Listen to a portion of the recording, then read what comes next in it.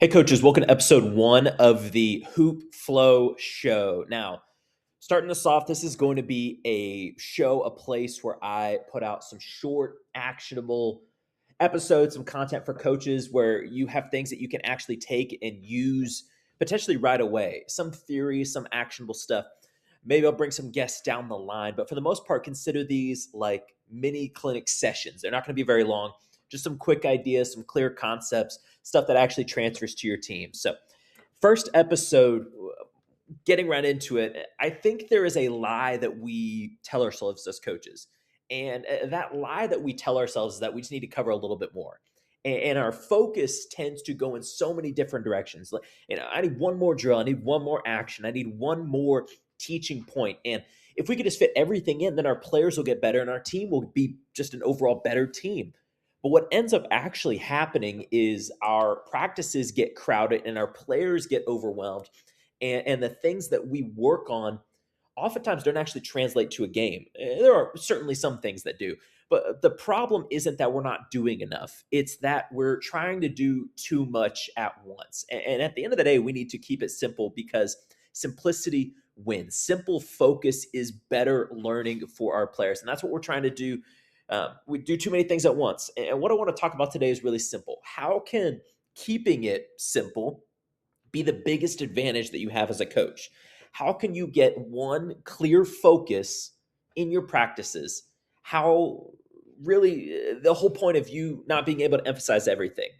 How can we reframe our focus to building a curriculum for our team where we can really focus on the things that actually move the needle and win games at the end of the day? Because at the end of the day, if everything matters for us, then nothing does. Most of us, myself included, fall into the trap of trying to cover everything in practice. We try to teach too much. We want to hit spacing and decision making and actions and reads and defense and transition and rebounding and all of it. But what ends up actually happening is our players don't actually get better at anything. They just get exposed to a lot of things uh, at a very basic level. The best thing we can do for our players is simplify because every session should have a main focus, maybe a couple if they're directly connected, but truly that's it because a lot of this revolves around the idea of overloading our players. Players don't know what matters if we overload too much in one practice setting. And the difficult thing is, well, we want to cover everything. We want to cover everything because, as I said before, when everything is important to us, then nothing is. Okay. Now, I think we have to properly understand the distinction and the difference between teaching and emphasizing.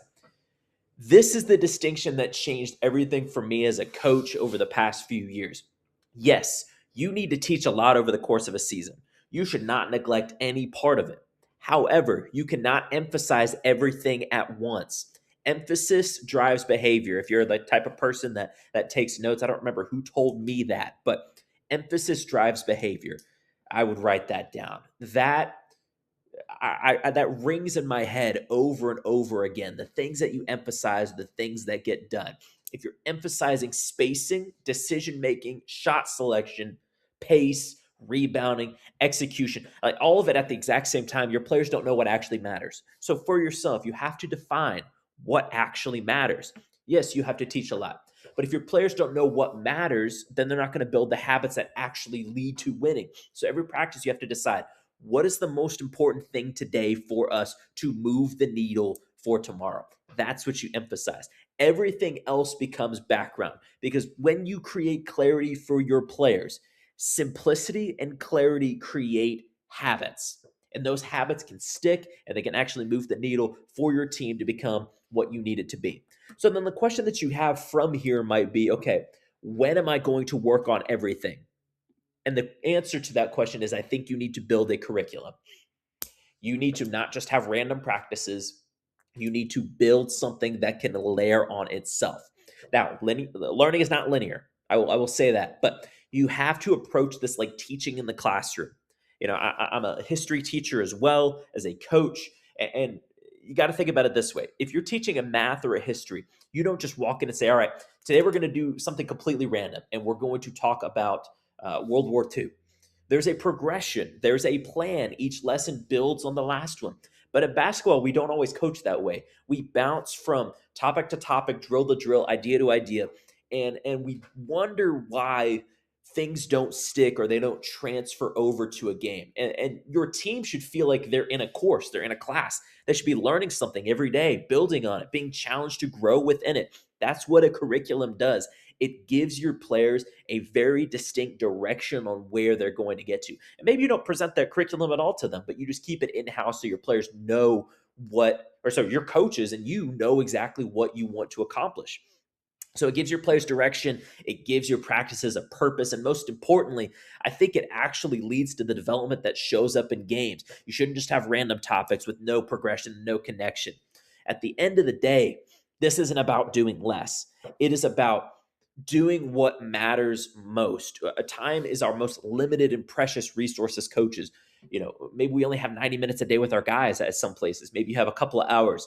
You need to utilize that time to the best of your ability. If you want your players to actually improve, you don't need more drills. You don't need more plays. You don't need more ideas. You just need to be very clear on what your focus is, have very consistent emphasis on those things, and then develop a real curriculum that your players can learn and that they can improve as the year goes along. And, I think about our January practices.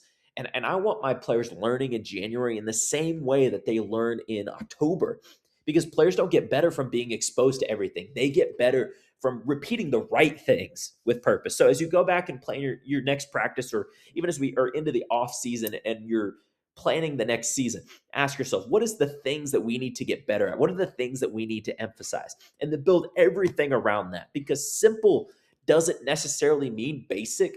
Simplicity is what actually works. Simplicity wins. We should not overcomplicate this at the end of the day.